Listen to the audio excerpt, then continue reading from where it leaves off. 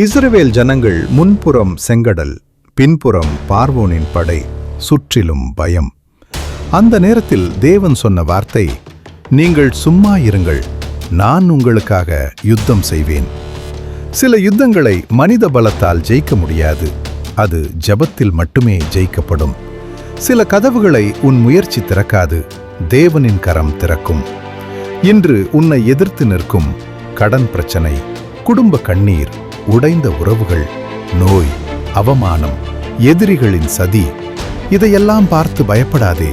ஏனெனில் தேவன் உன் பட்சத்தில் இருக்கும்போது உனக்கு விரோதமாய் நிற்பவன் யார்?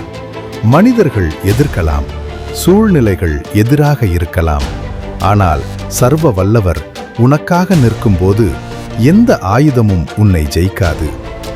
தேவன் உன் பட்சத்தில் இருந்தால் உலகமே எதிர்த்தாலும் நீ தோற்க மாட்டாய். தேவன் சொல்லுகிறார், நீ ஓட வேண்டாம், நீ உடைந்து போக வேண்டாம், நீ அமைதியாக என்னை நம்பி நில், நான் உனக்காக யுத்தம் செய்வேன்.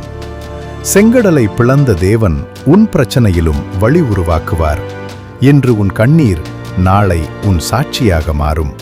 உன் மௌனம் தேவனின் மகிமையை வெளிப்படுத்தும்.